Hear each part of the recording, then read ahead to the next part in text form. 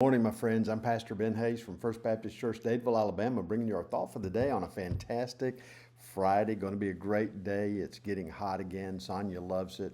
I am dreading it, but it is getting us into summertime. So let's look forward to it. Don't forget to look forward to Sunday morning, 8:30 and 11 worship, 9:45 Bible study. Going to be another great day, I promise you.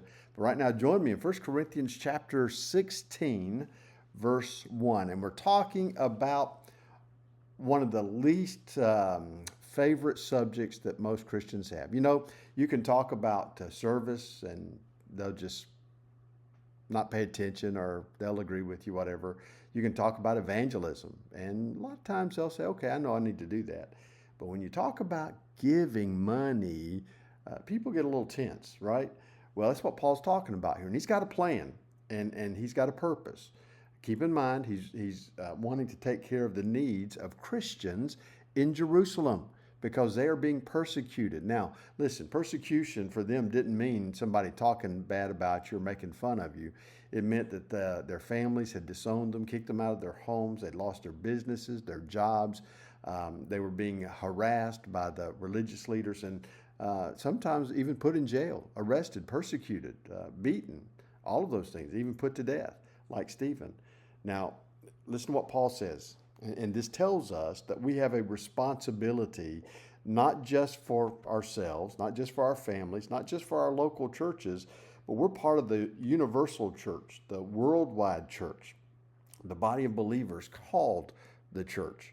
And it doesn't matter whether we're talking Baptist, Methodist, Presbyterian, as long as the church is focused on God's word, doing God's will, and doing it God's way, then we have a responsibility to help to meet those needs. Now listen to what he says. Now concerning the collection for the saints, as I have given orders to the church at Galatia, so you must do also. Well, who in the world is this man named Paul giving orders to these churches? He's the apostle sent by God. He has the authority that God has given him to do this. He planted those churches and he taught them what it meant to live the Christian life. And part of living the Christian life is about generous giving. It's about taking care of needs. And so here's what he says. He's got a plan. Listen to what he says.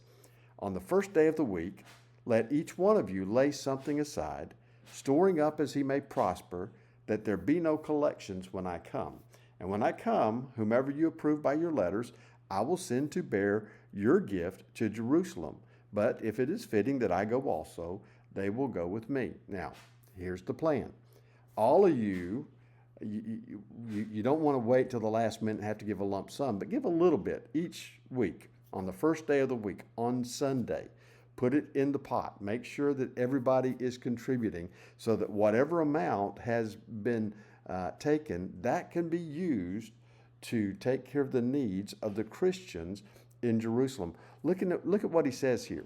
He says, not only lay it aside at the beginning of each week, he says, storing up as he may prosper. Now, don't think that means that if you give, you're going to get something back. What he's talking about is not equal giving, but equal sacrifice. Here's the principle. We talk about the tithe, and the tithe is 10%. It is 1/10 of what we get. And what Paul is teaching us here is not necessarily the tithe, but as we give according to what we have, then everybody makes a little bit of a sacrifice. For example, if all you have is $1, give 10%. You can probably make do without that 10 cents on the dollar. $100, that's $1. $1,000, that's $100, right? $100 is $10. Sorry about that. $1,000 is $100. Think about that. 10%. You can get by with that if you will. And guess what? What I have discovered in my life is when I am a faithful giver, when I steward what God gives me, and I make sure that I give the tithe and beyond, God always makes sure that what's left over stretches farther than the whole amount ever would. Now, I'm not telling you this is how God is going to work in your life. I know how he works in my life. There have been times when I thought, I can't afford to tithe. I can't afford to give. And so I wouldn't give that week. You know what would happen? I'd have an issue where I'd have to spend that money on something that I didn't want to spend it on. Now, is that the way God always works? No, but he could. because he wants to teach us that he's got us. He will take care of us. He will make sure that we're okay. Give generously. Take care of needs. You won't regret it. Be blessed. I'll see you back here on Monday.